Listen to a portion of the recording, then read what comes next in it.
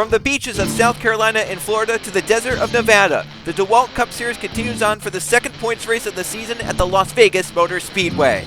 The neon capital of the world has been buzzing just that little bit extra as everyone prepares for the first big test of performance this season right here on JRTV. Glad to have everyone here for the broadcast of the second DeWalt Cup Series race of the 2025 season, the M&M's 400, right here at the Las Vegas Motor Speedway. I'm Joe Racusca, in booth. It is Trey Bardon. Trey, it's great to be here out west in the desert of Las Vegas. Beautiful weather here, getting away from that 40-degree weather back home. We're out here in Nevada, 70s, sunny. It is a perfect day for racing here in Las Vegas.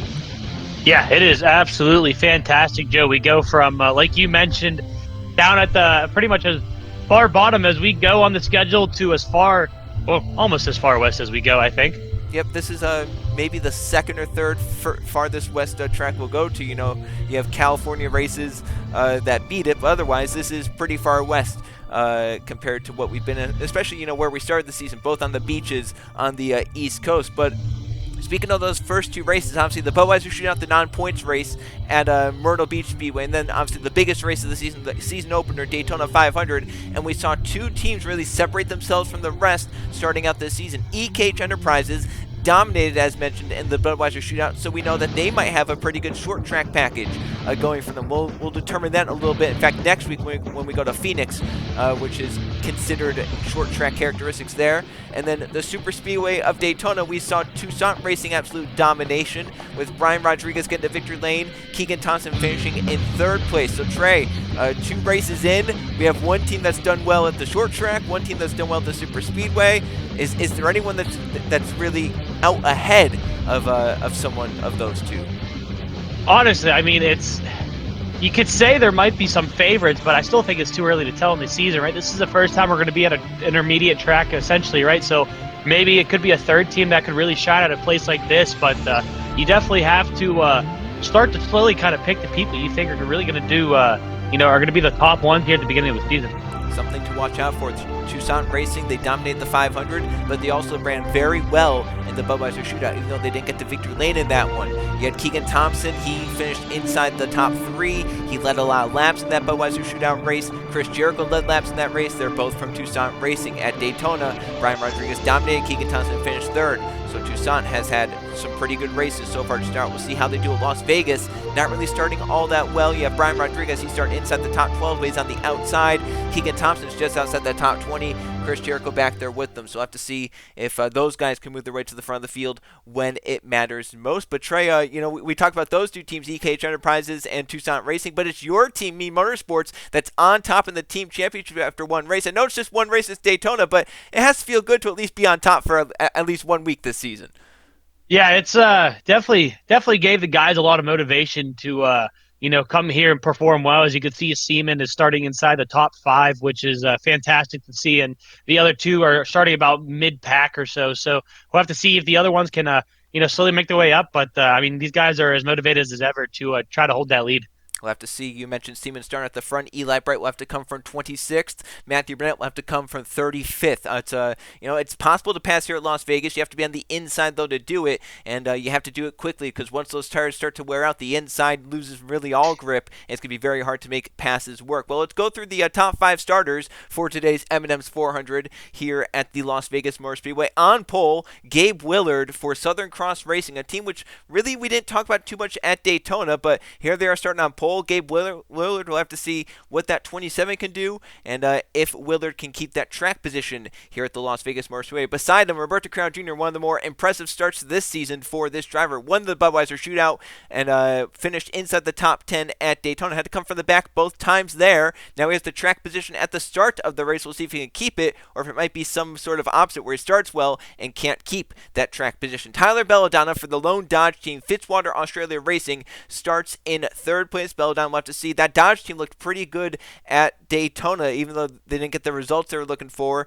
All 3 cars, though, did show speed and were up front at some point in that race. So watch for Belladonna. Has that track position. We'll see if he can get to the lead early on. And to his outside, Jude Martinelli for Fos Autosport. That's Octavian Speeding's team. And here's Martinelli. He was kind of disappointed with his Daytona effort, but starting well here. We'll see if he can find a way down to the inside as quick as possible. And rounding out the top 5, as mentioned, William Seaman, the pole sitter for the Daytona 500, has obviously focused on some qualifying this season. He starts in 5th here for Me Motorsports, the team championship points leaders at the moment. We'll have to see if Seaman can hold that track position, unlike what he was able to really do at Daytona, where he struggled to stay up front, struggled to even lead a lap in that race from pole position. Well, as we start to get cars rolling off, we obviously have the commentators' picks, and they've called it the commentator battle, basically, Trey. This fight that we have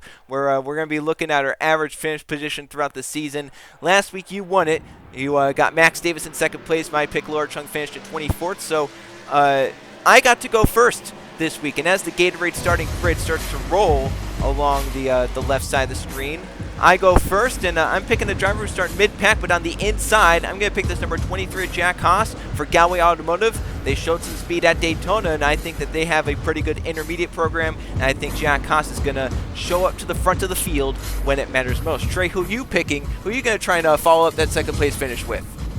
I'm going to go 2 rows in front of you there on the inside as well. The 77, starting 13th of Philip Torres, my teammate in the Wawa Cup Series. So I know that he knows what he needs to do here in these rating series, and I think he's going to be going forward on this race here and finishing higher than your guy. Did you just pick a Wawa car?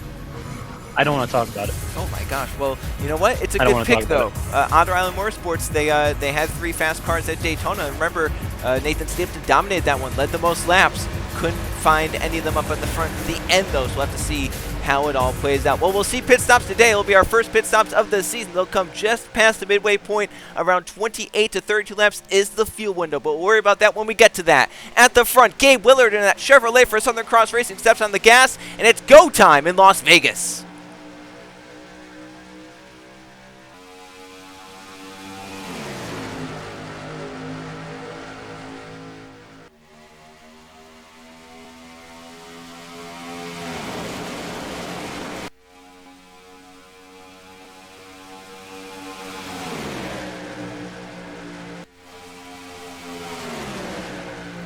Off of 4, already a challenge for the lead. Willard could not get low in front of Belladonna, but the 27 has enough grip up top to at least get a lap lead bonus point right there. So Willard got the points for pole position, gets a lap lead bonus point as well. Belladonna slides a little wide entering turns 1 and 2, and here comes Seaman to the bottom of the racetrack.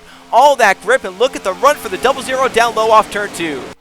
Yeah, it looked like Belladonna tried to put too much throttle into it too early, kind of washed up the track, allowed the 00 to get to the inside, and he's going to fight his way through 3 and 4. He's going to clear himself off and exit to turn 4 and try to lead this lap as well. But Joe, he might not hold on to it too long because it's 66 trying, but he's going to get back down in front. Jordan Stout trying to get there for Ace Motorsports. Here comes Max Davis, runner-up in the Daytona 500. Up to now runner-up position here. They're 3 wide further back. That's, it looks like a wide racetrack, but it's not really all that wide. 3 wide gets very close here. It was Cox in the middle. Joshua Cox, that is. Down low, Cam Wright Jr. Up top, Drew Webb, and they somehow sorted out to get back in line, at least double file. But a close quarters racing there early on here at Las Vegas as everyone tries to fight for the bottom of the racetrack. And right now Martinelli has a hold down behind Bruno Giacomo. And look at those cars already moving up on the inside. This 4th, 3rd. Ooh. Philip Torres and Zach DeLello came close to each other. I don't know if DeLello tried to get down into the inside line before Torres got there or what, but that was almost contact right here, Joe, as we got a 2-car breakaway with William Seaman and Max Davis kind of pacing the field right now. We're going to see if Davis can try to get to the inside. He's peeking. No run yet. Not quite enough, but as you mentioned, these two have pulled a nice gap over the rest of the field, Davis and Seaman. Then 3rd place is Torres. 4th is Laura Chung. 5th is a 3-wide battle. Jack Haas is trying to get his nose to the inside. Jordan Stout and Bryce Egan. He fails at that, has to get back in line for now. That was close racing there for that spot just inside the top 5. Up front for 3rd, Laura Chung is low and get by teammate Philip Torres. And for the lead, caution's out though. We have a yellow, and Tyler Belladonna, one of the front runners, has spun around in turns 1 and 2. So that makes you wonder, Joe. We saw him get loose, as I believe Seaman is still the leader at time of caution, but we saw him get loose earlier, right? So maybe it was more of a car handling issue than, kind of overstepping the boundaries of what the car wants to do. And we'll have to see when we get a replay what exactly happened there, but an early caution on lap number 6. As you mentioned, William Seaman did lead the race back to the caution flag by just a little bit over Max Davis, so he'll get a spot back. The question is, what do these teams decide to do in terms of pit strategy? We've only run 5 green flag laps, and the field window, obviously, they're way outside of that. They can go just past the midway point. So as they come by pit road entry, pit road is open. And so far, Trey, I'm not seeing anyone dare to give up that track position to make a move down to pit lane. Yeah, I feel like if anyone does, it's going to be these guys near the back of the pack here because they are not really going to lose a lot.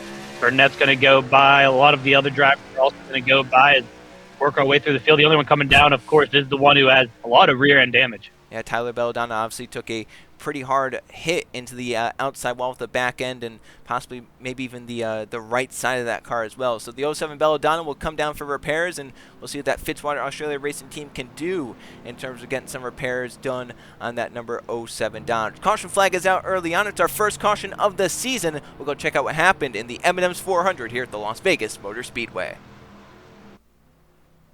All right, well, we got the trouble in the Fitzy camp here. It's the 07 Belladonna and his teammate, the 33 of Cam Wright Jr. As you can see, the 33 is just going to essentially miss the bottom of the corner there and really slide up into his teammate, absolutely just dumping him.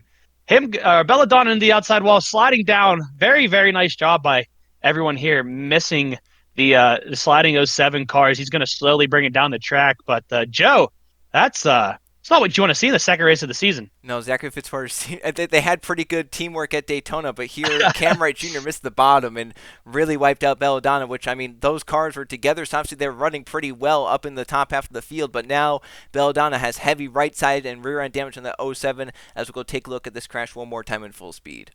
And here's one more view as Belladonna drives into turn 1. Cam Wright Jr. drives a little bit too hard into turn 1, gets into the 07, spins him up into the outside wall, and what a great job holding the brake, and all the rest of the cars getting low. Belladonna was the only car that made contact in that crash. He'll get away. He'll obviously continue on in this race, but will be damaged and will probably be off the pace because of that contact. In the race back to the line, it was close by about half a car length. William Seaman beats Max Davis back in the 0-0. Leads back to the green flag in the M&M's 400 here at the Las Vegas Motor Speedway. Back to the green flag this time by at the Las Vegas Motor Speedway. First accident of the season has been cleaned up. Belladonna's still out there on the racetrack, and they've done a pretty good job repairing that 07. We'll see how much up to pace he is on this restart. But at the front, it's William Seaman leading this race. Max Davis for Vision Motorsports is in second. They have 2 Otter Island Motorsports cars. Benny Watson loves seeing that, with Laura Chung in third, Philip Torres in fourth. Fifth place for Ace Motorsports, Jordan Stout. Then you have Bryce Egan in sixth, Jack Haas up to seventh, eighth for Bruno Diacomo, Riley Spiritu in ninth, and rounding out the top 10 for Jude Martinelli. We'll scroll through the top 10 here and then go down to the rest of the field just to catch a quick glimpse of where your driver, your cars, if you're a team owner, might be running. See back there, Belladonna, last car in the lead lap in 42nd position. Well, here's the green flag. It's back out. Williamson with a nice jump over Max Davis and the rest of the field. And look at Laura Chung and Jordan Snell already diving low, and they're making moves for second and fourth. So Laura Chung with a great restart, and she has forward momentum trade going towards William Seaman up the back straightaway. Well, Chung goes forward. Her teammate goes backwards with Torres. Wow, she's going to carry this momentum all the way to the lead, Joe. Look at her dive to the inside like that. What a restart for Laura Chung. She gets out in front, and she's going to pull away and lead her first lap of the day. So Laura Chung gets a bonus point right there for leading a lap. Jordan Stout, the one up to third place, get by Max Davis and Bruno Diacomo. They got shoved to the outside.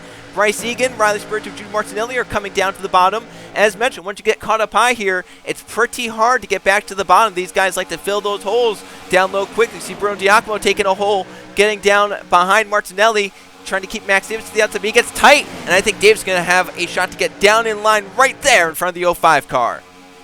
He finally found the hole that you were mentioning, Joe, as well. Our picks are going the wrong way, buddy. Yeah, they're together, but they're going backwards. Oh, well. Looks like Torres found a gap. He found a gap. Jack Haas still can, and here's the guy who spun his teammate to cause that first caution of the season. Cam Wright Jr. still out there, still running. I was worried maybe there would be a right front fender rub on that right front tire, but it looks like that 33 is good to go. There's no real impairment to his race speed. Yeah, definitely. So we'll have to see if he can slowly make his way up towards the front here as Keegan Thompson's putting the pressure on him. As go back through the field here, you still see a couple of guys stuck up top. It looks like Jack Haas still, Roberto Crown Jr., our fourth litter, as well as close contact between That's 69 and the 59, I believe. Yeah, that was a Tegan Fox that nearly came down into Tim Gary. Luckily, they all kept it going straight. They were nearly 3 wide up here. Max Davis trying to make moves back towards the front. I think that 16, just like Daytona, is a pretty good race car, and I think maybe even better than the Daytona car here at Las Vegas, and he finished second there. So watch out for Max Davis Vision Motorsports. I know his 2 teammates, Bryce Egan, is up there also inside the top 10, starting to fall back a little bit in that 18, but working well. And Matt Tucktrey, he's had a surprisingly slow start to the season. Lost the draft to Daytona, and here at Las Vegas didn't qualify well, and he stuck back in 32nd place.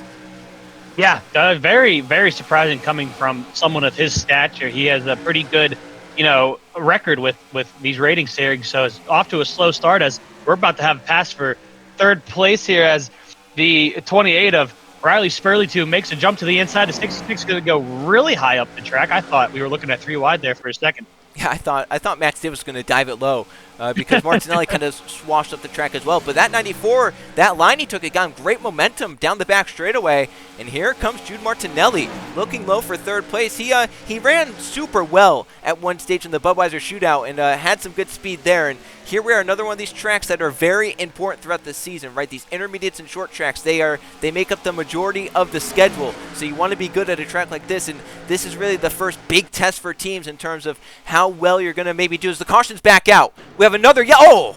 My goodness. Huge hit. Anthony Hernandez and Chris Keselowski again in turns 1 and 2, and Matt Tuck involved in this one, the 11 as well. Unfortunate for Matt Tuck, again having trouble, but looked like some big hits here, Joe. Yes, it did. And I have to think that they got spun to the inside and they came back up, and that's when the 11 hit them. So there were probably a few major impacts in that one as Laura Chung leads them back. Here's the question now. They're still not in the fuel window. They're going to come around to 37 laps to go. The fuel window, they're about 5, 7, 8 laps short, Trey. So does anyone dare maybe come down and maybe then just take fuel only at the end of this race? We'll have to see what they're thinking. The strategists are getting paid to work right here. Anyone going to take the bait? Oh, here we go. Car's looking low. Looks like almost everyone's coming in. Yeah, so here we go. This is going to be the strategy call. You come in now. Does anyone stay out? No one is staying out, Trey. Everyone's saying we're coming in. We're getting the fuel now and probably getting tires now as well, because you want to take the tires, you want to get it packed full of fuel. If you get some cautions, you can maybe make it, and if you don't, then when you come down pit road at the end of this race, if you take 4 tires and fill it full of fuel, you only have to take a splash, and you can probably just take fuel only on that final stop, make it as short as possible. Well, we're going to see here who's been putting, those ratings into the pit crew settings, right? So we're going to see if any big changes come off of this, or if everyone's going to stay pretty much the same. See Laura Chung Who's the back first there? one out?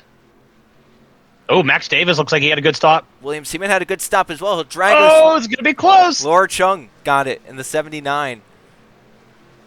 And it looks like everyone kind of... Oh, my goodness. We're 3 wide on pit road. This is Careful. This is a mess. Oh, we're good contact, maybe. Jordan Stout had a bad stop. So did Martinelli. So did, I think it was Riley Spurley, who's kind of up towards the front. So some guys not so good on pit road. See right here, it's a land rush leaving the pit lane. Yeah.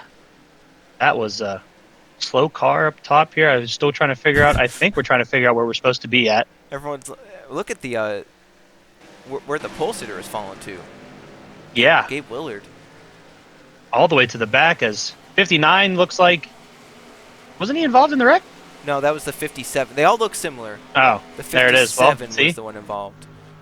all right. Eli Bright, last off pit road. And Matt Tuck, he came in with the leader, so he's going to actually be tail end of the lead lap. Has some damage on that 11 car, so this could jumble up our second restart of the day. But it's Laura Chung on pit road first and off pit road first. She'll lead us back to the green flag. Let's go check out what happened. Another incident in the turns 1 and 2. This one involving multiple cars, and for our second caution flag of the day.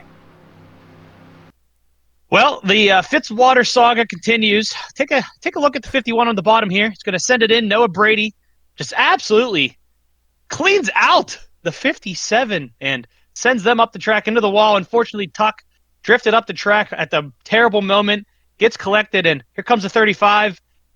Oh, so close to avoiding it. Eli Bright dives down to the bottom, but Joe Fitzwater, his team, his drivers, they're winning in one thing, and that's getting all 3 involved into a wreck. Well, it's an aggressive team owner? Are they putting points into aggression? I don't know, but so far today we've had two of them wipe out a car into turn one, and one of them that they wiped out was their teammate. So all three of them have been involved in something in turn one. Unfortunate for them, and unfortunate for Matt Tuck and Anthony Hernandez, who had absolutely nowhere to go and just got collected in something that was none of their doing. As we'll go take a look at this wreck one more time. One final look into turns 1 and 2 with Chris Keselowski. Get dumped by Noah Brady. Matt Tuck getting collected. Even Tegan Fox with a little bit of a contact there, and obviously Anthony Hernandez into the outside wall as well. I think both the 35 and the 57 are done for the day. And as we saw, Matt Tuck is going to be on the tail end of the lead lap. With a little bit of damage on the 11 car, he could cause some mayhem on our second restart of the day, which will be led by this gal, Laura Chung, out in front and looking to win the M&M's 400 at the Las Vegas Motor Speedway. We'll see if she can do it for Otter Island Motorsports here in the DeWalt Cup Series, second race of the season.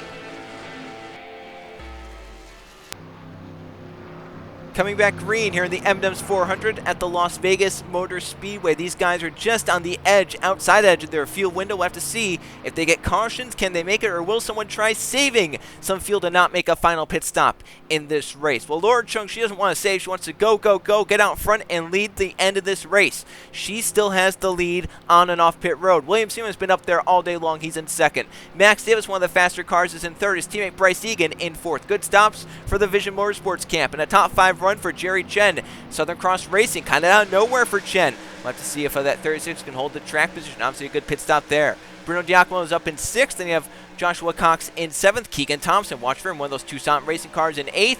Philip Torres is in 9th, and Tim Gary up to the top 10 for Ace Motorsports as well. Another one of the Southern Cross Racing cars is up here inside the top 11. Drew Webb is just outside the top 10. 2 cars are out. It's Anthony Hernandez and Chris Keselowski. As we'll scroll through the running order as we get back to the green flag. Matt Tuck, tail end of the lead lap, is damaged in the 11. Already could see the 79 and the 00 having to take action to the outside into turns 1 and 2. Yeah, that 11 is very, very slow. William Siemens going to go on the outside as he's going to hold up a couple of lanes here. Max Davis did not get going. I don't know what happened to him. He missed a shift in the middle of the corner or what, but that's a big gap. And that was both his teammates leading the lanes that he was holding up there, right? That was Bryce Egan, Max Davis. So it's not been a good day for teammates here today at the Las Vegas Motor Speedway. 3 wide. Close. Off of turn number 4, Jack Haas. I thought he was going to let Drew Webb in line. He says, I'm just going to take all these spots. And look at the momentum gain because of how slow the 11 is. I don't know if I like this. The 33 is on the inside. Watch out. Watch out. I don't know if I like this, Joe. That's a Fitzwater Australia Dodge, and we've seen what they've done, but luckily everything's sorted out. But the unfortunate part, the outside is held up, and Keegan Thompson is dropping back. Tim Gary, Riley Spurley-Tube, Angel Gutierrez, Zidell is back here. Zach DeLello, Noah Brady, Joe Hendry. There's just nowhere to go for these guys in the outside lane. Yeah, they're going to have to find a place to dump down, either force themselves down as, who is that making a 3-wide move to the middle? I believe that's the 38? That was Keegan. Oh, 30 back here, yeah. Yeah, I'm looking further back. Yeah, my goodness, I don't like this. Trey, there's so much to focus on when there's a lap car out here. There's multiple instances of 3 wide, and we were looking at 2 separate ones. We had everything covered there. Oh, Joe, these guys are so close to each other. Tyler Belladonna with that damage. So the 11 is. The 07 actually passing these guys as most of the field has strung by the 11 car. Now we just have a few left. It's Tim Gary who's really gotten the bad end of the stick on this one. Joe Hendry's going to shove low. Noah Brady, Angel Gutierrez, Tim Gary, and Zach DeLello are going to be the last 4 to get by, and they will get by Matt Tuck, but so much track position has been lost. At the front, it's Laura Chung, William Seaman, Max Davis, Bryce Egan, and Bruno Giacomo, the front 5. Then you have Johnny Cox up in 6th. Roberto Crown Jr. hanging tough, hanging steady. Started outside pole. He's up in the 7th place. Jack Haas passing Philip Torres for 8th. Jerry Chen passing Torres for 9th. The 77 back to 10th. And Levi Shones for Galway move up to 11th place. So we see the 23 up there, and his teammate Levi Shones is coming up with them. So we know that these guys essentially can't make it to the end, right? Unless someone wants to save. That's true. That would be... it would be crazy, but we're in Vegas. That would. You know, maybe some of these slower cars in the back here might be in the prime seat. Yeah. If you get slower, if you don't use as much. And if you got held up, why not try to maybe do something like that, right? You're so far off the pace now, and so far back in the pack, like, why not try something a little bit different? I'll have to see what develops right now, Joe. We got a 3-car tango here for the lead. three fastest cars I think we can agree we've seen so far all race long. The 79 Laura Chung Double O of William Seaman and the 16 of Max Davis have all shown that they've got the speed here today. Yeah, and that, the 79, the 00, they've led a lot of laps today. Max Davis, I don't think has gotten to lead this race yet, but he's had a very strong car, just got shuffled back in a few restarts. See right there, he was peaking low on Seaman, I think was trying to show the nose and maybe make oh, caution's out again! Oh my gosh! Oh my goodness! And that's two more Fitzwater cars. Is that Tim Gary I see think as that well was Tim involved? Gary, yeah. That's going to be a very vocal guy to hear that about. 55 might have a little... Joe, this might be big wreck here. It looks like we've got quite a few cars with damage. And it was turns 1 and 2 again. That's the trouble spot. Where's the wind blowing, Joe? I think we've had this issue before. There's not a lot of wind out there. I don't know what's happening, but... I just had to double check, you know what I mean? Yeah. Well, we've crossed the midway point, so we know they can make it from here, so the question is, are these caution laps enough to maybe make it? No. Oh, we're coming down again, Joe. So you would expect these to just be fuel only then? Most likely, right? I mean, unless someone in the back maybe is going to take tires, and have, what would that be, 5-lap fresher tires near the end of this thing? Yeah. Though with cautions, I mean, you might not need to take that much fuel because you save underneath, under the yellow, we'll be all right as that 33 is destroyed. Let's see what Laura Chung does here. She's taking some tires. So right sides are up off the car, back onto the car, drop it down. Are they going to take left as well? Oh, that's a little bit of a slow stop right there. She's going to right sides only. Leave, but cuts off careful. Riley's Spurley tube. And I think they maybe waited just to make sure they kept that side up just to make sure they were getting fuel in. As William Seaman. Oh, contact. Big contact. I think that was the 94. Look he has some right side damage.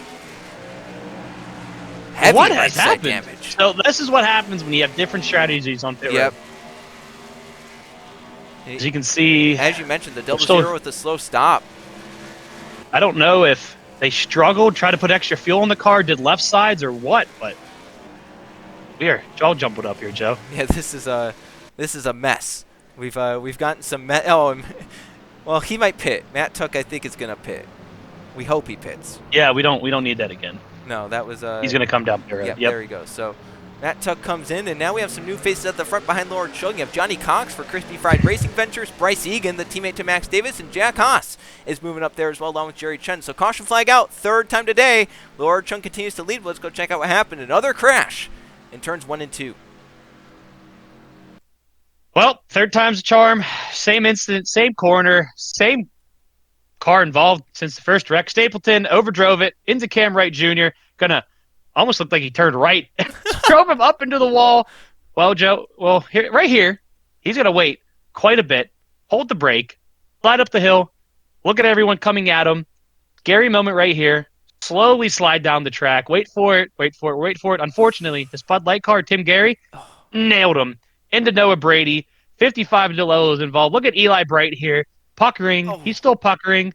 The 07's going to open a gap up for Eli Bright right here. He's going to go, oh, thank you very much. Slide right through here, Joe. Little tap to Tim Gary. Yeah. Nothing's going to hurt, but that was a lot of drivers in a small amount of corners. That was a pretty major incident. That was all packed together in one little crash. I mean, it was crazy. You had Gutierrez, you had Belladonna, Eli Bright, DeLello, Brady, Gary, and Cam Wright Jr. as well. And Matt Tuck, he just wanted to get some TV time for Celsius, right? Oh, my goodness, Joe. But Fitzwater's racing cars are just not having a good time. All three of them were involved in that crash. Cam Wright Jr. to start. He went down to Noah Brady, and Belladonna finished it off as well in the 07. So, a tough week, as you mentioned, for the only Dodge team in the field. They've just not had a good day today. We'll go take a look one more time in full speed. Here's one more look in full speed. Cam Wright Jr., Nathan Stapleton collected, as you mentioned. Stapleton really just drove him up the track, and the Cam Wright Jr. is going to take a hard hit right here off of Tim Gary. And look at those guys just stack on up as a bunch of cars got collected there in turn number 2. We do have an outboard camera with that pink car, Eli Bright, which somehow found a way to split the gaps. He's getting spots, even if that car's not up to snuff. It is getting spots. He's missing everything out here. So we'll go take a look on board with that number 88 car. All right, Trace, we enter into turn 1. Take us through what your driver did here. He's going to see a car sliding. He's going to go, oh, crap, oh, crap, oh, crap. Patience is key. he goes, thanks for the gap, it goes through. Joe, we might not know Victoria's secret, but we know Eli's secret to getting through wrecks, and that's patience. Man, that looks a lot faster when you're on board with the driver getting through that crash. That was a scary moment for Eli Bright. He made it through, but he's still going to be on the back of the field. It's still Laura Chung dominating the M&M's 400 here at Las Vegas. Coming back to the green flag on lap number 32 here at the Las Vegas Motor Speedway. It's still Laura Chung out in front, but now she has some new faces behind to try and challenge. Johnny Cox will be the one in second place. Bryce Egan, the teammate to Max Davis, is in third. Jack Haas is up to fourth for Galway Automotive. And Jerry Chen still hanging around inside that top five. Max Davis, Bertrand Crown Jr. now sixth and seventh. Jude Martinelli, he got clobbered by Joshua Cox on pit road. They're going to be right nose to tail with each other, 8th and 9th. You have to wonder how bad is the damage on both those cars. 99, the hood is a little bit scrunched up. 94 is pretty heavy right side damage. And Levi Schoen still hanging steady inside the top 10. SEMA drops back to 12th on pit stops from second place. As we'll scroll through the running order, more cars are collected in the garage area. As we come back to the green flag in the M&M's 400, we're within the final 25 laps of this one. Laura Chung again with an amazing restart. She gets away as Johnny Cox may be caught sleeping there in the restart. All right, Joe, so we know the big three in this race so far, right? The 79, the 16, and the 00. Question is going to be, what are these guys going to look like on this restart here? As we mentioned, the 94 has damage on the right side, looks a little slow. These guys are going to try to do their best to get around, but Laura Chung really didn't get away as much as I thought she would on this start. Yeah, it was almost like she got up through the gears well, but that car just, it was a little bit slow, a little bit sleepy, getting up once she got to fourth gear, getting through 1 and 2 and off onto the backstretch. And Bryce Egan is leading Vision Motorsports up to her. Look at the run for the 18 through the middle of turns 1 and 2, but Chung gets off turn 2 a little bit better. But once again, Trey, you have to remember these guys took 2 tires on pit stops. That could change the handling characteristics of these cars. Yeah, definitely. We're going to have to see what that does later in this run, as a couple of cars making their way on the bottom here. The 77, Philip Torres, is making his way up to the front. As Joe, we're about to have a pass for the lead. Laura Chung does not want to have this happen right now, but I think the 18 of Bryce Egan is just too fast on the restart, and he's going to put his way to the bottom here, possibly clear himself off of turn 2. Not yet. Well, she hasn't been passed in a while, but now she's being passed by Bryce Egan. Vision Motorsports might be running first and third once they come off turn number 4, because Max Davis is shoving Johnny Cox by Laura Chung as well. But Davis gets a little tight. Here comes Jerry Chen staying on the gas into the tri-oval. 16 blocks that off. Chung can't get low. Here comes number 20 of Crown Jr. and the 77 of Philip Torres. That's Laura Chung's teammate. So maybe Honor Island Motorsports is going to swap drivers out here and have the other one try and get up here and challenge. We're going to see what happens. Here comes William Seaman also on the inside, but Max Davis is still making a charge. He's going to get blocked off here going into 3 and 4, but he might be able to generate a run onto the front stretch here and try to make a move to the inside. Well, here's those 2 of those 3 drivers that you mentioned were pretty dominant here today, William Seaman and Laura Chung, but they find themselves in the back half of the top 10 as laps click off the leaderboard. The only one of those 3 that were really running well at the early stage of this race, Max Davis still up there in third place, as Robert Ashford for OSC Racing has broken his way inside the top 10 for the first time today, up by Laura Chung. And here comes Ludovic Charette. First time we're calling that Red Lightning Racing driver. She's moving up inside the top 10 when it matters most. That's a driver that could be dangerous in these rating series.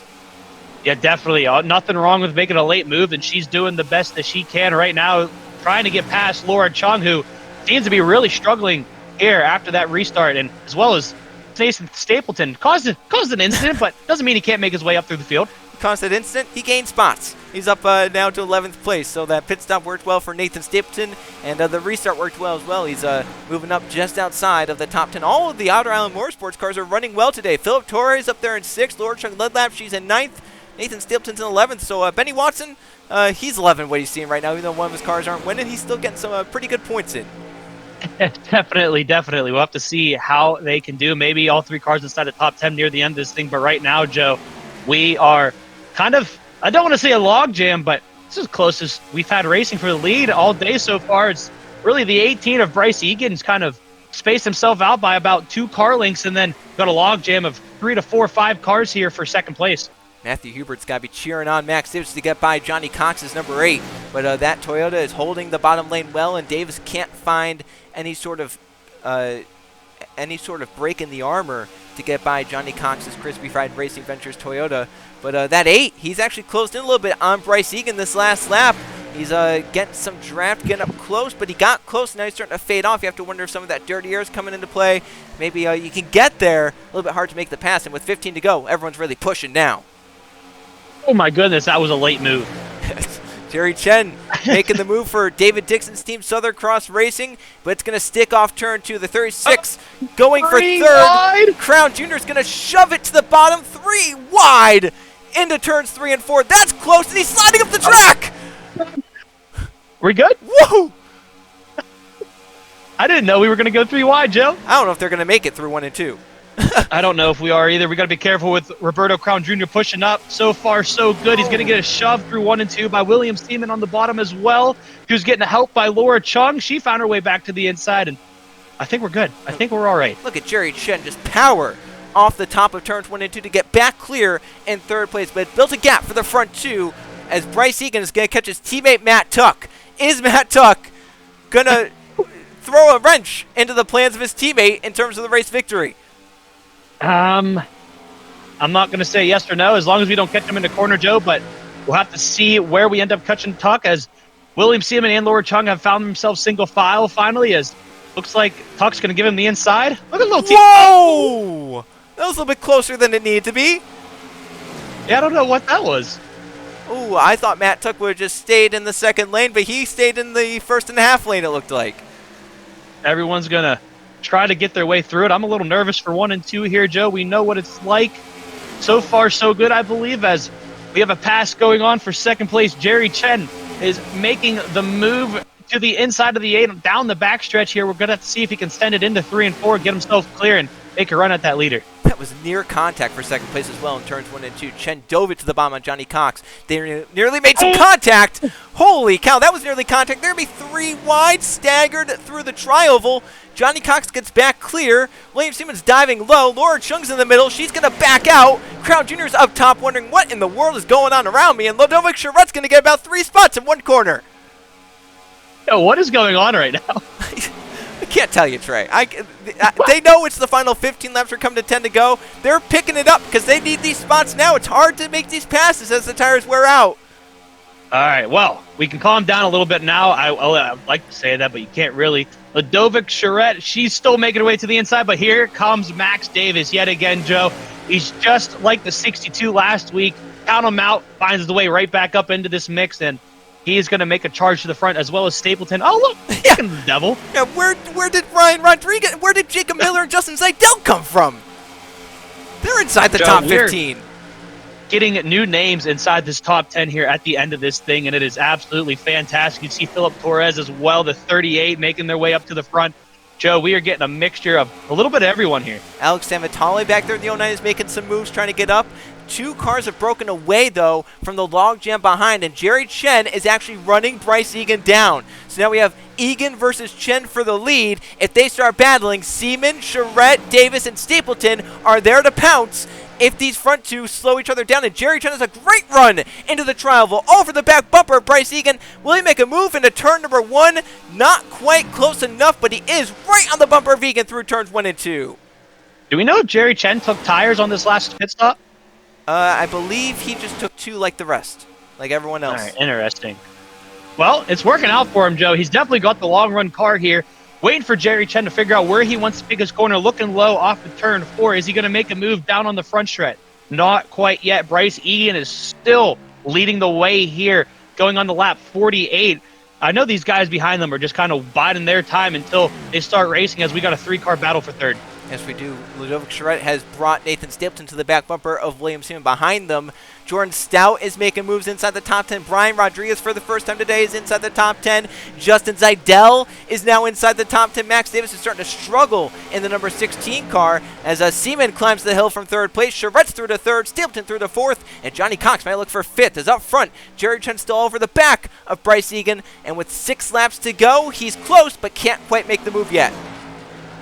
We got a 4-car battle now for third. We're going to close it up to 6 cars as the 66 and 62 are going to gain some time as William Seaman seems to have dropped off here. His car is not doing good on this long run. He's going to be stuck, Joe. He's going to lose 4 more spots stuck on this outside. And what racing we've got once we gotten into a long green flag run to settle in here after those 3 caution flags in turns 1 and 2. Well, Siemens dropping back now at the front. Egan's gaining a little bit of gap over Jerry Chen. Did Chen use his stuff up, or is he trying to save for one last shot at that number 18 out in front? 0.2 of a second separate with 5 laps to go in the M&M's 400 here at the Las Vegas Motor Speedway. With a battle back here for spots inside the top 10. Everyone trying to get everything they can. Zidell, Torres, Jacob Miller, Max Davis are running through in the bottom lane, while Seaman and Laura Chung can't find anywhere down in line. She tried her best, but it's not going to be there, Joe. It was so close, but Laura Chung couldn't find a way. Oh, Alex Savatale, oh my goodness, got close, trying to get down in front of Robert Ashford. That's going to create a gap for William Seaman to get in line, but now back outside of the top 10. I believe he's back around 12th or 13th place. Well, back up to the front as a battle for third is on. Ludovic Charette to the inside, Nathan Stapleton. Jerry Chen's back on the back bumper. Bryce Egan, 3 laps to go here at the Las Vegas Motor Speedway. I'm wondering if he doesn't want to make his move too early and allow Bryce Egan to set up something on him, right? So we're going to have to see, because, Joe, this 36 looks fast but just can't find a way. As you can see, Stapleton's riding up in the middle lane. That's going to allow the 66 to get to the inside. Still going at it.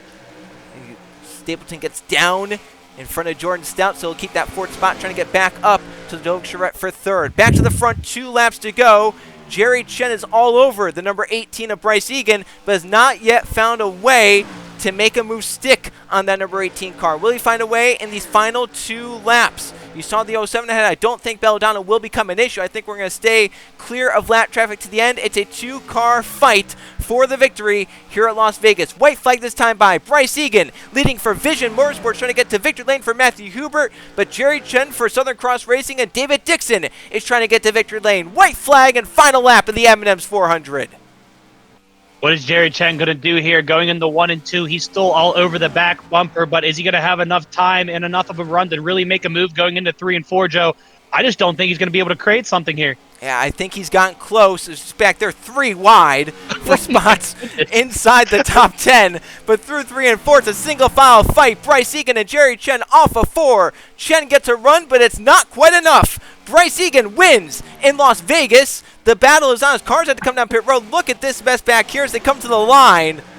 There were cars everywhere back here, and they were fighting hard. But I think that we had some guys that were maybe still short on fuel there at the end. Yeah, it definitely looked like we had a couple of cars come down pit road, so I wonder if they took a gamble expecting more cautions after that last one, didn't get it, and they just ran out of fuel. Yeah, well, Bryce Egan, he took enough fuel, and Vision Motorsports gets to victory lane. They finished 2nd at Daytona with Max Davis. Now Bryce Egan finds victory in the 2nd race of the season here at the Las Vegas Motor Speedway. That's a team everyone's been looking out for to watch this season. You know, they have a good roster, they have a good team owner, and they have struck early here in this season, Trey. Yeah, definitely, Joe. We were, I mentioned the big 3 at the beginning of this thing, and none of them were in factor of it at the end. It was this 18 of Bryce Egan, took advantage of the restart late in the race, had a good start to that, found himself up front, Joe, and he never looked back. Yeah, that was very, very true. You see all these cars filtering now. They had to get it all sorted out to get into their pit stalls, because they were like 3 wide there on the last lap, fighting for spots around 8th, 9th, 10th place. Every spot matters, because every point matters, trying to make it into the postseason for the DeWalt Cup Series, trying to make it into that chase field. But Trey, you know what? This is really the first big test for teams this season. Intermediate style racetrack, and for a team like Vision Motorsports, for Southern Cross Racing, for even Ace Motorsports. Toussaint Racing still brought a fast car as well today. There are teams that you might want to watch out for, because this was the first big test for them this season. Yeah, definitely, and I think all of the drivers and the owners are going to take notes from this, go back, talk with their teams, and again evaluate it, just like I mentioned after the Daytona 500. But this one is really more important, because this is the type of track type that we have most in this series. Yes, it is. So that's why it's so important, is that you want to be good here, especially if you try to make the chase. You need to be good at these style racetracks, but also when you're in the chase, there's a lot of these style racetracks as well, so you need to be good for that as well. Go take a look at the finishing results. Bryce Egan with the victory today, getting out front at the end, and leading a whole chunk of laps at the end. Not quite the most laps led here today, but he led a lot of them and got to victory lane. Most points scored today at Las Vegas. Jerry Chen tried his best. He was on the bumper of that number 18 for a lot of those last laps. Has to settle for second place within a tenth of the victory at the end. Ludovic Charette came from nowhere to finish in third place. Red Lightning Racing, that number 02, showed some pace down the stretch of this race for sure. Jordan Stout in fourth, and Brian Rodriguez, the Daytona 500 winner, gets a top 5 here and will keep that points by a slim 1-point margin here today. Justin Zeidel out of nowhere to get 6th with Jacob Miller, same boat there in 7th. Johnny Cox struggled at the end. He ends up in 8th. William Seaman recovered to finish in 9th place, and Alex Evitale with a top 10. Kind of out of nowhere once again, a driver that we didn't talk about inside the top 10 until the very end. Roberto Crown Jr. hung around up there, but kind of was 11th place, one of the lower positions for him here today. Otter Island Motorsports, they're going to want this one back. 12th and 13th for Chung and Torres. Chung leads the most laps here today, but obviously Stapleton had to come down pit road at the end, but decent days for Chung and Torres in terms of points. Max Davis with the top 15 along with Robert Ashford. Then Hendry, Spurley Tube, Webb, Jericho, and Strickland complete the top 20. Jack Haas ends up in 21st with Matthew Burnett, Gabe Willard, Mathis Wells, Keegan Thompson, Noah Brady, Eli Bright, Ryan Wilson, DeLello, and Diacomo. Angel Gutierrez, last car on the lead lap. He had some damage there in 31st, and then these were the guys a lap down that had to make some pit stops at the end for whatever reason. The 75, Nathan Stapleton was running so well. Ends up in 32nd. Joshua Cox had to come down pit road. Same with Levi Shones, Tyler Belladonna, and Jude Martinelli. For the 99 to 94, you have to wonder if maybe one of those things wasn't necessarily fuel, but rather the damage they got. If maybe something happened during those final laps to cause pit there. Matt Tuck was off the pace 3 laps down. Then cars out. Tegan Fox, Cam Wright Jr., Tim Gary, Chris Keselowski, and Anthony Hernandez, all from crash damages here today. We had 3 caution flags after a clean Budweiser Shootout and Daytona 500 this season. And now we will take a look at the points. 2 races in, and stuff is starting to shuffle around. Brian Rodriguez still holds it. Bryce Egan is right there. Jordan Stout staying close with a 2 straight top 10s. Max Davis, William Seaman also hanging inside the top 5. Crown Jr., Jerry Chen, Johnny Cox, Ludovic Charette, and Matthew Burnett round out the top 10. So Trey, 2 races in, our 2 winners are first and second in points. Yeah, definitely, and it's not that surprising, right? I mean, 2 guys who really did show up when it mattered most, got the wins, and like you mentioned, are reaping the rewards with being high in the points. But Joe, this is it's early in the season, but I'm liking the racing so far, and not to mention, I think my pick beat yours. Did again, so I'll get to go first again in Phoenix. We'll have to see how that can go. But also a side note, Brian Rodriguez, only driver this season to score top 5s in both the races. So that number 62 team, they have something going for them. And now as we look at the team points, Trey, that's where that 62 comes into play, because Toussaint Racing and EKH Enterprises, the 2 teams we talked about at the top of the show, Trey, they're tied for the points lead. That's not shocking, is it? Nope. That's not at all. But yeah, definitely some movement going on here. Teams drop, teams move up, and still very close here, only being 2 races in. But this is going to be a interesting development on how these go. Yeah, look how close it is for the top 5, right? Toussaint Racing 172 points, Vision Motorsports 11 points back with 161. That's no margin right there. No, that is not at all. This top 5 is, I don't want to say they're breaking away from everyone else, but if you look from 5th to 6th, that's almost a 20-point gap right there. So there's kind of showing which teams are being, the ones in contention, but not to count out anyone below 5th place here, like Otter Island Motorsports. Joe, I'm mixing it up. Red Lightning Racing, Ace Motorsports, those guys are still trying to figure it out. But Joe, I think once they do, they'll be right up in there. You're gonna hear it for messing that team name up. I know. I'm sorry. It's my bad that Sheets is bad. I mean, I said it. Oh, I said it.